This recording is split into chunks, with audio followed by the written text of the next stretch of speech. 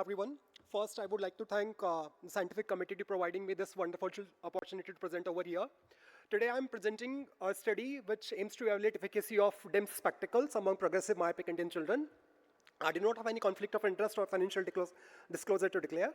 So first, before we go into the study, why we need such studies? A lot of studies recently done shows that the prevalence of myopia had been increased, including in India, and the prediction analysis also shows that trends continue to happen in next 2 to 3 decades. So if we could slow or limit the extent of myopia progression, which is reduce the risk of development vision-threatening disease as well as improving the quality of life.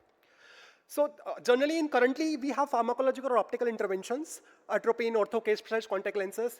Among Indian subjects, atropine 0.01% already had shown a good efficacy by reducing the myopia progression by 54%. DIMS had shown promising results in European and Chinese children.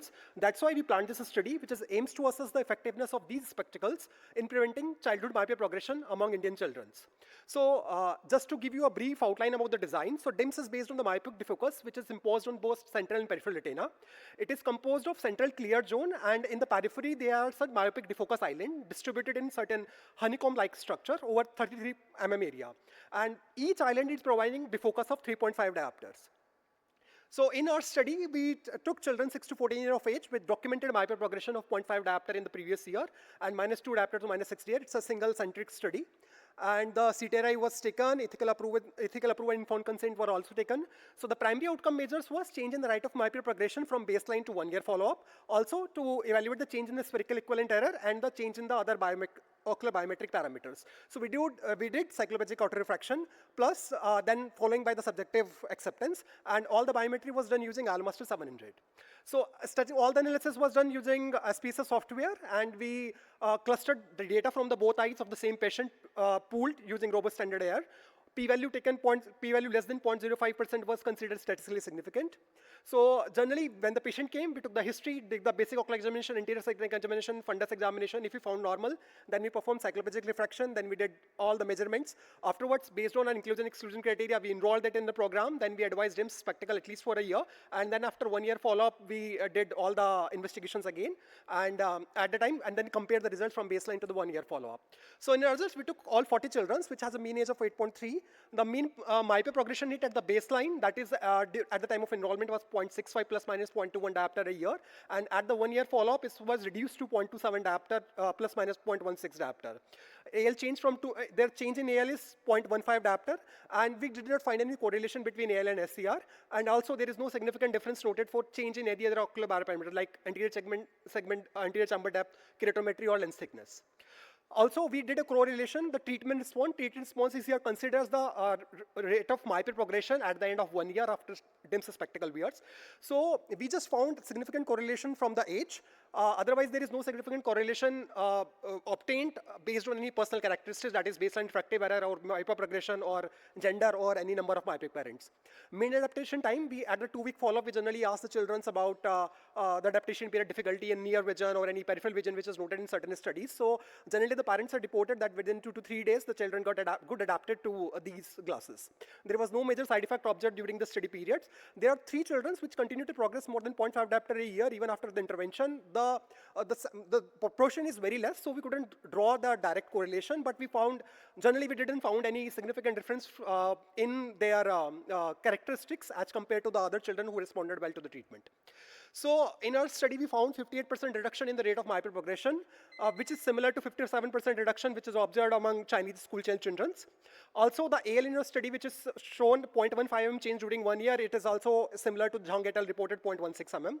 The treatment response is not affected by any personal care except age. We found older children getting better response in the older children. The the effectiveness of DIMS lenses may be due to the continuous myopic defocus, which is better explained in the next diagram.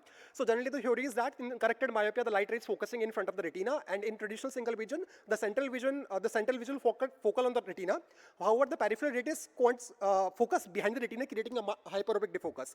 And eye reacts on this by increasing axial length. So correction like DIMS, they provide a myopic defocus and mimic kind of artificial retina.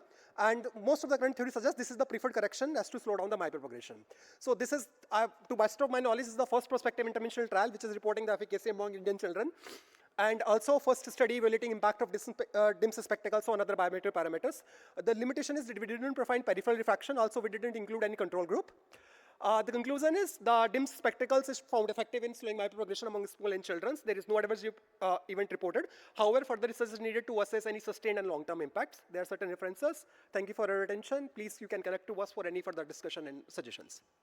Thank you. So very interesting study.